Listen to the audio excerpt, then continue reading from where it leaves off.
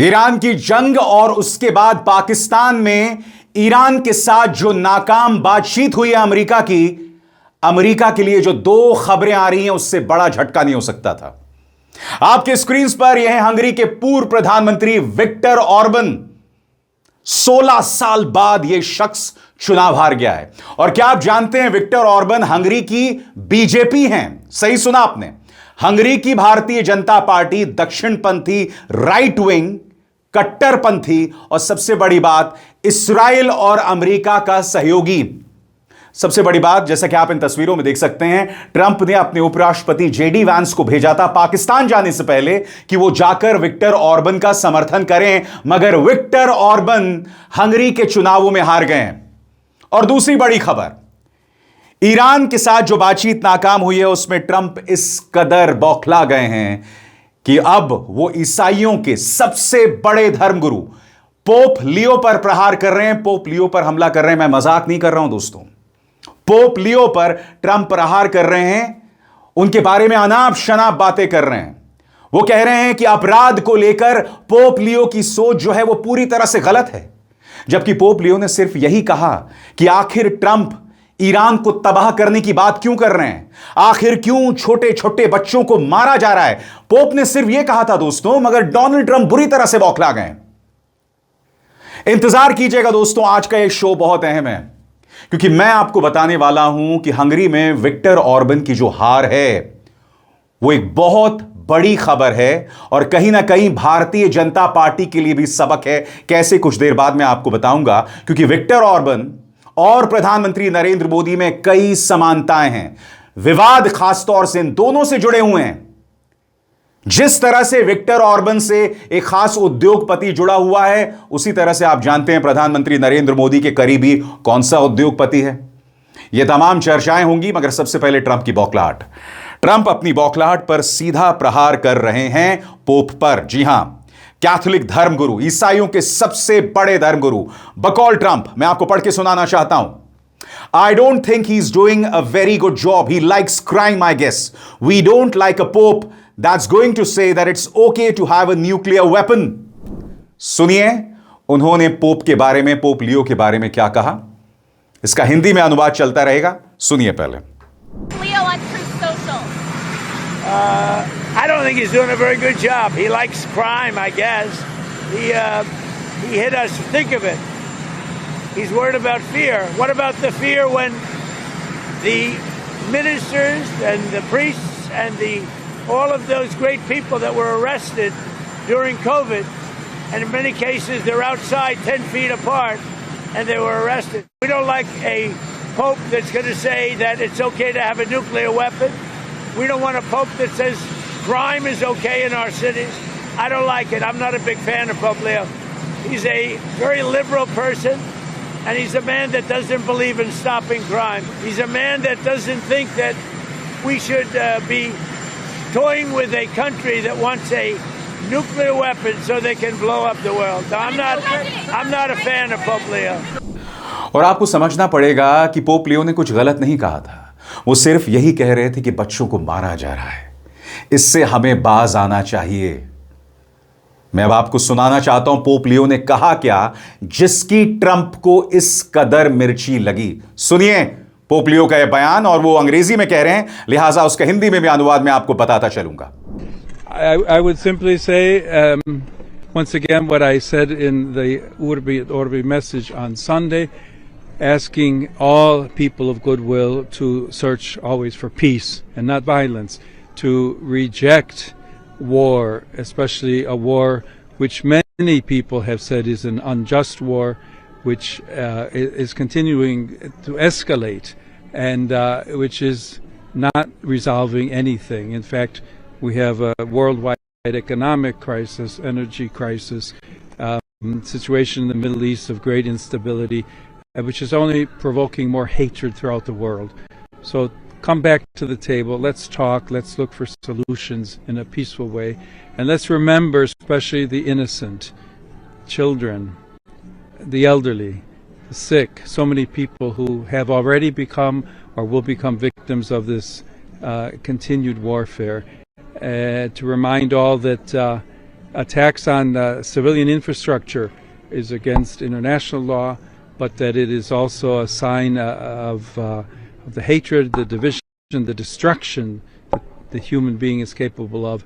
And we all want to work for peace. People want peace. I would invite the citizens of all the countries involved to contact the authorities, political leaders, congressmen, to ask them, tell them to work for peace and to reject war always. अब बहुत जरूरी हो जाता है दोस्तों कि मैं आसान लफ्जों में आपको बताऊं ये पूरा विवाद क्या है, क्योंकि देखिए ट्रंप बुरी तरह से बौखला गए हैं। ईरान ने जिस तरह से जंग में उसे पटखनी दी, जंग में हारा नहीं, जिस तरह से बातचीत नाकाम होने के बाद ट्रंप पूरी तरह से एक्सपोज हो गए, उसके बाद ट्रंप बुरी तरह से बौखला गए हैं। अब वो पोप पर हमला कर रहे हैं। यह अप्रत्याशित है। अमेरिका के इतिहास में आज तक किसी ने पोप पर हमला नहीं किया। बड़ा प्रश्न, क्या अब अमेरिका वेटिकन पर हमला करेगा? यह सवाल पूछा जाना चाहिए। ये क्या आप ट्रंप इस कदर बौखला गए हैं? क्योंकि अगर यह शख्स वेनेजुएला के राष्ट्रपति को अगवा कर सकता है, ग्रीनलैंड पर कब्जा करने की बात कर सकता है, कनाडा को अपने 51st स्टेट बनाने की बात कर सकता है, तो मुझे ताज्जुब नहीं होगा कि अगर ये वेटिकन पर हमला बोल दें। पूरा मामला क्या है? पोप ने क्या कहा जिसकी उन्हें मिर्ची लगी? गौर फरमाएं। जब ट्रंप ने चेतावनी दी कि अगर ईरान ने स्ट्रेट ऑफ हॉर्मुज खोलने की उनकी समय सीमा नहीं मानी तो आज रात पूरी एक सभ्यता मर जाएगी, तो पोप लियो ने इसे पूरी तरह अस्वीकार्य बताया और कहा कि यह ईरान के सभी लोगों के खिलाफ धमकी है। उन्होंने जोर देकर कहा कि ईरान में नागरिक ढांचे पर हमला करना अंतर्राष्ट्रीय कानून का उल्लंघन होगा और लोगों से अपील की कि वे राजनीतिक नेताओं और कांग्रेस पर दबाव डालें ताकि युद्ध को रोका जाए और शांति की दिशा में काम हो। इससे पहले भी वो कह चुके हैं कि वो बहुत बड़े स्तर की त्रासदी बन सकती है और स्थिरता और शांति धमकियों और हथियारों से नहीं बल्कि बातचीत से आती है। अब आपको समझना पड़ेगा कि ट्रंप को उनके किन बयानों से आपत्ति थी। 2 बयान। बयान नंबर 1, पोप ने उनकी ईरान वाली धमकी को नैतिक रूप से गलत बताया। This is wrong, morally wrong, ऐसा कहा पोप ने। दूसरा बयान, और लोगों व कैथोलिक समुदाय को इस तनाव के खिलाफ खड़ा होने के लिए प्रेरित किया। नवंबर में मध्यावधि चुनाव होने वाले, मिड टर्म इलेक्शंस होने वाले हैं। ऊपर से यहां वो कैथोलिक समुदाय से अपील कर रहे हैं। इसके मायने आप समझते हैं? ट्रंप इस कदर हिले हुए हैं, इसलिए बुरी तरह से बौखलाए हुए हैं। मगर मैं आपसे एक सवाल पूछना चाहता हूं, क्या गलत कहा पोप लियो ने? वो यही कह रहे हैं कि बेकसूर बच्चों को ना मारा जाए। वो यही कह रहे हैं कि ईरान को पूरी तरह से खत्म करना, एक सभ्यता के खात्मे की बात करना सरासर गलत है। यही तो कह रहे हैं ना पोप। मगर ट्रंप की बौखलाहट देखिए कि वो पोप लियो पर हमला कर रहे हैं। ताज्जुब नहीं होगा, इनका जो मैगा है, ताज्जुब नहीं होगा अगर ये लोग ये सोच रहे हो कि भैया वेटिकन पर ही हमला बोल दो। ये लोग कहीं पर भी कुछ भी कर सकते हैं, कहीं पर भी हमला कर सकते हैं। मगर सबसे बड़ी बात जिस पर मैं आपका ध्यान खींचना चाहता हूं, आपकी स्क्रीन पर यह है विक्टर ऑर्बन। विक्टर ऑर्बन 16 साल से हंगरी की सत्ता पे थे। दक्षिणपंथी, फार राइट, यानी कि एक तरह से कहा जा सकता है कि हंगरी की बीजेपी थे। उन्हें हार का सामना करना पड़ा है एक युवा नेता के हाथ। कौन युवा नेता? आपकी स्क्रीन पर यह है पीटर मैग्यार। उनके हाथों 16 साल से यह व्यक्ति अपने खास धन्ना सेठों को फायदा पहुंचा रहा था। सुना सुना नहीं लगता? 16 साल से इसने हंगरी में एक गुप्त चुनावी चंदा लेकर आए थे। सुना सुना नहीं लगता?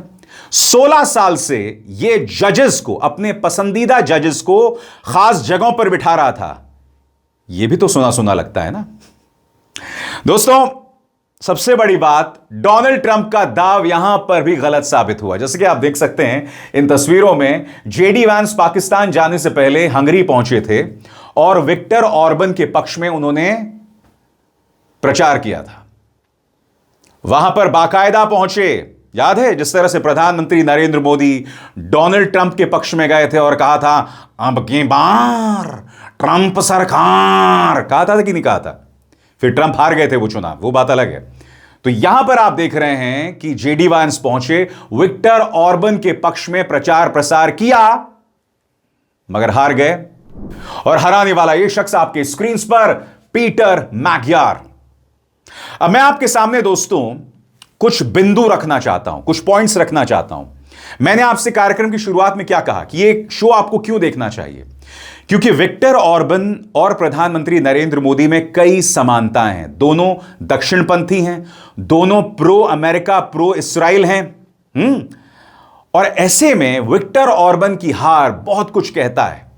दोस्तों, पत्रकार पौरंजय गुहा ठाकुरता ने एक ट्वीट को रीट्वीट किया है, जहां पर प्रवीण चक्रवर्ती नाम के एक यूजर ने कुछ 9-10 पॉइंट्स रखे हैं विक्टर ऑर्बन के बारे में। मैं चाहूंगा कि हम एक एक पॉइंट की चर्चा करें जो प्रवीण ने विक्टर ऑर्बन के बारे में कहा है, और आप इन्हें पढ़ने के बाद समझ जाएंगे कि इशारा किसकी ओर हो रहा है। सबसे पहली बात जो ट्वीट में कही गई है, उसके करीबी उद्योगपति दोस्त को उसने सेटिंग के दम पर देश का सबसे अमीर व्यक्ति बना दिया। अब यह जो पहली बात है, आप जानते हैं दोस्तों, भारत में भी एक बहुत ही अजीबोगरीब इत्तेफाक हुआ था। प्रधानमंत्री नरेंद्र मोदी के प्रधानमंत्री बनने के बाद गौतम अडानी भारत के ही नहीं दुनिया के सबसे धनी व्यक्ति हो गए थे। मैं ये नहीं कह रहा हूं कि दोनों में आपस में कोई लिंक है, मगर यह अपने आप में बहुत कुछ कहता है जिसकी ओर लोग इशारा कर रहे हैं। गौर फरमाइए, पहला पॉइंट, करीबी दोस्त का सबसे अमीर बनना। विक्टर ऑर्बन के बचपन के दोस्त लॉरेंस मेस्जारोस एक छोटे काम से उठकर देश के सबसे अमीर आदमी बन गए, ज्यादातर सरकारी ठेकों की वजह से। कई लोग इसे सीधा ऑर्बन से उनकी नजदीकी का फायदा मानते हैं, और यह बात काफी हद तक सही है। अब दूसरा पॉइंट, उन्होंने चुनावी सिस्टम में ऐसे बदलाव किए कि सारा कॉर्पोरेट पैसा उनकी पार्टी को जाए और चुनाव आयोग भी कंट्रोल करके रखा।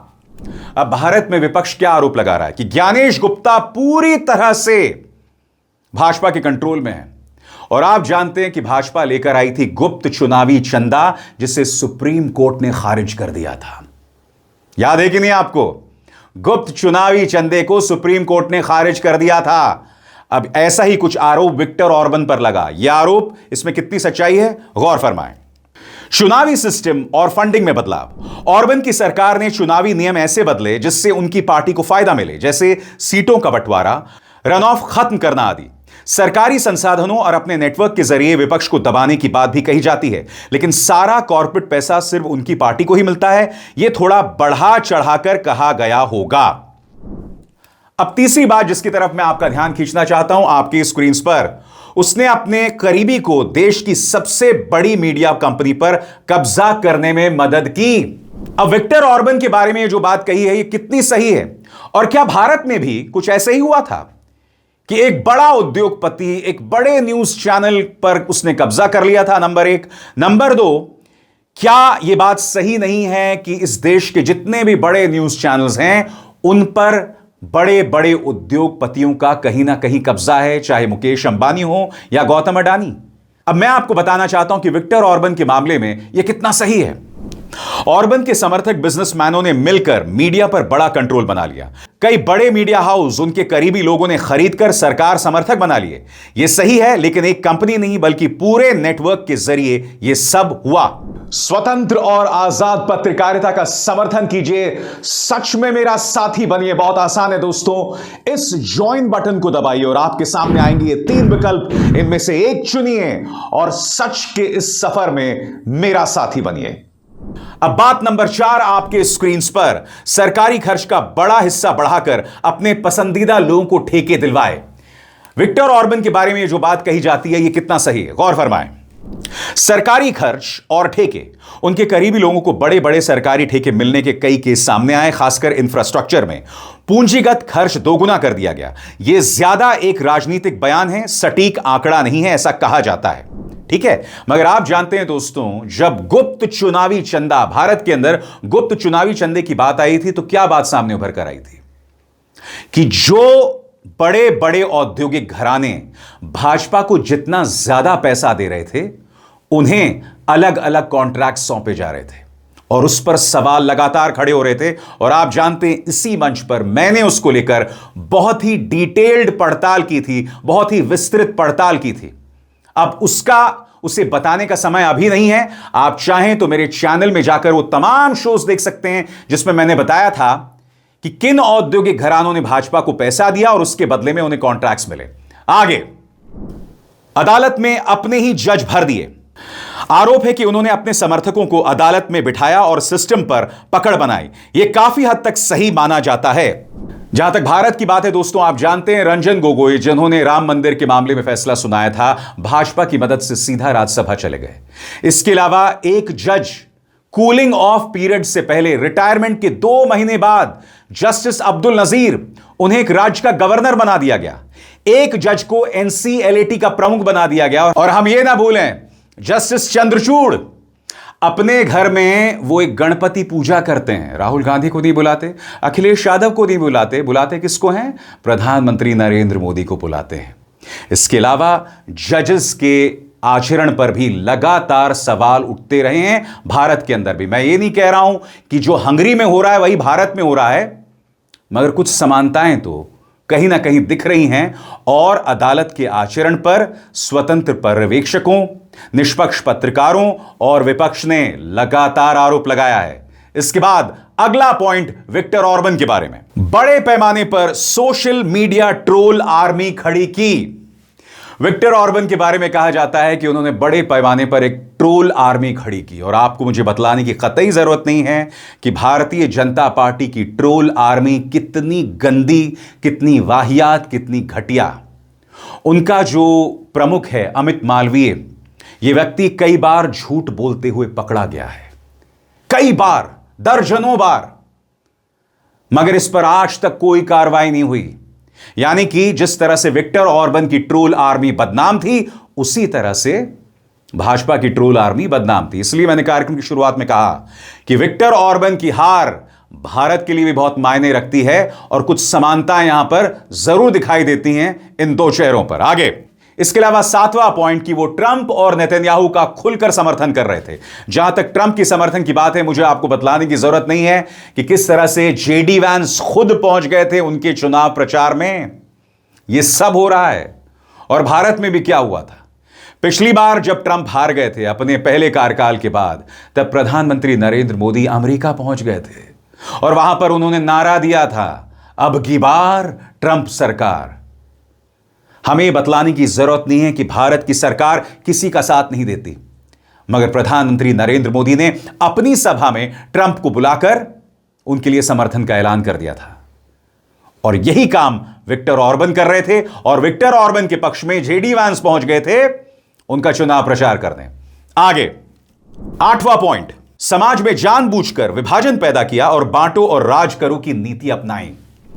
विक्टर ऑर्बन ने क्या किया, और आप एक एक शब्द पर गौर कीजिएगा, आपको बहुत सुना सुना सा दिखाई देगा। गौर फरमाएं।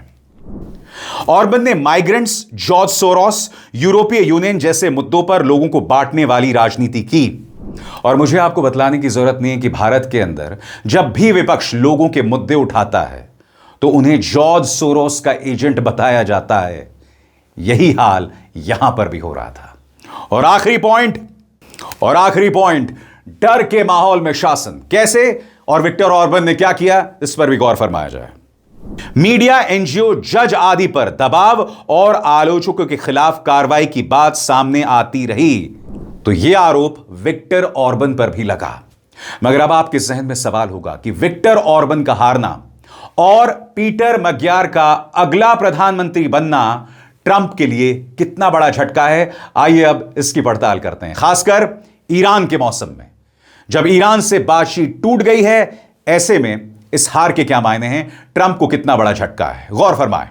नंबर 1, ऑर्बन की हार ट्रंप को क्यों नुकसान पहुंचाती है।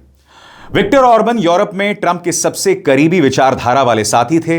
राष्ट्रवादी, इमिग्रेशन के खिलाफ, यूरोपीय यूनियन के आलोचक, रूस के प्रति नर्म और यूक्रेन को सपोर्ट करने को लेकर संदेह रखने वाले। ट्रंप और जेडी वैंस ने खुलकर उनका समर्थन किया। ट्रंप ने चुनाव से कुछ दिन पहले हंगरी की रैली में फोन पर आकर उन्हें बेहतरीन आदमी कहा और पूरा समर्थन जतलाया। इतने खुले समर्थन के बाद हार होने से ट्रंप की छवि पर असर पड़ता है और ऐसा लगता है कि उन्होंने गलत दांव लगाया और मागा स्टाइल वैश्विक लहर उतनी मजबूत नहीं है जितना वो दिखाते हैं। दूसरा, ट्रंप की कहानी यानी कि ट्रंप के नैरेटिव पर करारा प्रहार। कैसे, गौर फरमाएं। ट्रंप का नैरेटिव, दुनिया हमारी तरफ जा रही है, मजबूत राष्ट्रवादी नेता हर जगह जीत रहे हैं। ऑर्बन की हार इसको कमजोर करती है। एक ऐसे देश में जिसे अक्सर गैर उदार लोकतंत्र कहा जाता है, लोगों ने लंबे समय से सत्ता में बैठे दक्षिणपंथी नेता को हटा दिया। विश्लेषकों के मुताबिक यह वैश्विक दक्षिणपंथी नेटवर्क के लिए झटका है, जिसमें ट्रंप भी एक बड़ा चेहरा है। अब ट्रंप के विरोधी कह सकते हैं कि ऐसे मॉडल को जनता वोट से पलट सकती है। अब आपके जहन में सवाल होगा कि इसका रणनीतिक और कूटनीतिक असर क्या पड़ सकता है, तो चलिए आइए इस पर भी गौर करते हैं। ऑर्बन यूरोपीय यूनियन के अंदर ट्रंप की तरह सोच रखने वाले नेता थे। यूक्रेन, रूस पर प्रतिबंध, माइग्रेशन जैसे मुद्दों पर वो अक्सर ब्रसल्स के फैसलों को रोकते या कमजोर करते थे। नई सरकार यानी पीटर मैग्यार की पार्टी ज्यादा यूरोप समर्थक और यूक्रेन समर्थक मानी जा रही है, यानी ट्रंप एक दोस्त सरकार खो देते हैं और यूरोप में उनकी लाइन को आगे बढ़ा सकती है। प्रतीकात्मक तौर पर ट्रंप ऑर्बन रूस वाला जो एक अनौपचारिक धुरी मानी जाती थी, वो भी कमजोर होती दिख रही है। तो एक तरह से कहा जा सकता है यह ट्रंप के लिए अच्छी खबर नहीं है। यूरोप में वैसे ही अब यूरोपीय देश उनसे दूरी बना रहे हैं, वो चाइना की तरफ जा रहे हैं।